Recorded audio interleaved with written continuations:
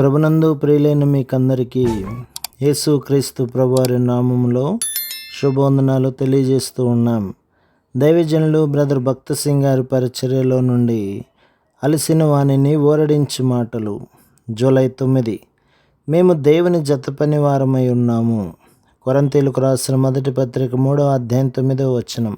ఎఫెసీ పత్రిక 1వ అధ్యాయం 17-18లలో అపోస్తలుడైన పౌలు 3 విషయములను చూసుచున్నాడు.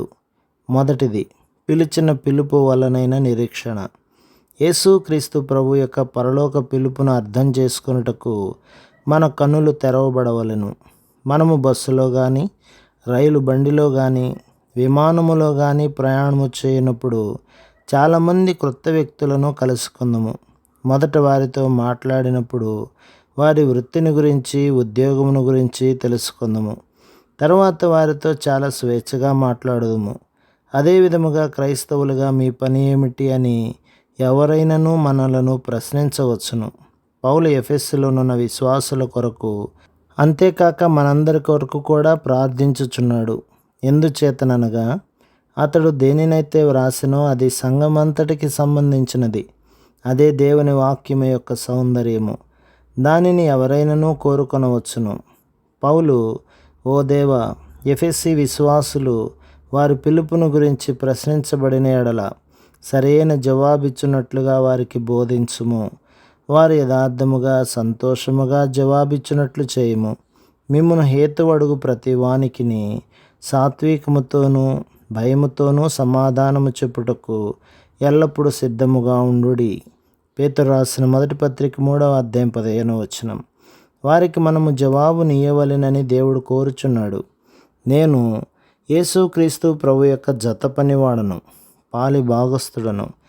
మేమిరువురము పరసంబంధమైన ఒకే పని చేయుదుము. ఆయన కొరకు పరసంబంధమైన నివాసమును కట్టుటకు మనమందరము సమాన పాలి భాగస్థులము. యేసుక్రీస్తు ప్రభు యొక్క పిలుపులో గల నిరీక్షణ అదియే. నీకు పెద్ద వ్యాపారము ఉన్న ఎడల, ఎవరైనాను నిన్ను ఆ విషయమై అడిగిన ఎడల, నేను ఒక అర్హత కలిగిన ఇంజనీరును, లేక నేను అనేక విశ్వవిద్యాలయములలో చదివితినని చెప్పెదవు. వారు నీ జీతం ఎంత అని అడిగిన ఎడల, నీవు ₹1,00,000 అని చెప్పిన ఎడల వారు తప్పక నమ్మవలెను. ఎందుకనగా నీవు అనేక విశ్వవిద్యాలయములలో చదివితివి. నీ ఉద్యోగము వ్యాపారమునకు జీతము తగినది. నీవు యేసుక్రీస్తు ప్రభునందు విశ్వాసముంచిన ఎడల ఆయన పరసంబంధమైన నివాసమును కట్టుటకు నీవును జత పనివాడవగుదువు. ఈ పనికి నీ జీతం ఎంత అని అడిగిన ఎడల, నీవు నా ప్రభువుకున్నదంతయు నాదే అని సంతోషముగా చెప్పగలవు. ఈ లోక సంబంధమైన ఏ పెద్ద భవనము కంటేను మిక్కిలి శ్రేష్టమైన పరసంబంధమైన నివాస స్థలమును నిర్మించుటలో మనము దేవుని జత పనివారమై ఉన్నాము. మనము పరసంబంధమైన పరిశుద్ధ స్థలములో ప్రపంచములోని అన్ని భవనములను ఒకచోట చేర్చి పోల్చినను అవి దేనికిని పనికిరావు.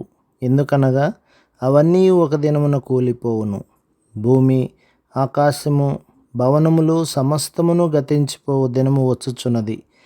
మన సహకారంతో యేసుక్రీస్తు ప్రభు నిర్మించు పరసంబంధమైన గృహము మాత్రము ఎన్నటికి కూలిపోదు. ఎందుచేతననగా మనము యేసుక్రీస్తు ప్రభు ద్వారా ఆయన జత పనివారముగా, పాలి భాగస్థులముగా అంగీకరించబడుట చేతనే ప్రతి విశ్వాసికి ఆయన పిలుపు యొక్క నిరీక్షణ ఇదియే. ఈ భూమి మీద మన జీవనము కొరకు మనము ఉద్యోగం కానీ, వ్యాపారము కానీ చేయవచ్చును కానీ అది మన నిజమైన వ్యాపారము కాదు. ఒక పేద విశ్వాసిని ఒక వ్యక్తి, నీవెవరు అని అడిగెను. నేను క్రైస్తవుడను అని అతడు జవాబిచ్చెను. మరలా అతడు, నీ వృత్తి ఏమిటి అని ప్రశ్నించెను. ఆహార సంపాదన నిమిత్తం నేను కూలిగా పనిచేయుచున్నాను గాని ఒక విశ్వాసిగా నేను పరసంబంధమైన నివాసములను నిర్మించుటలో జత పనివానిగా నా ప్రభువుతో కలిసి పనిచేయుచున్నాను అని జవాబిచ్చెను. ప్రభు మిమ్మును, మీ కుటుంబమును, మీ సంఘమును దీవించి ఆశీర్వదించునుగాక. ఆమేన్.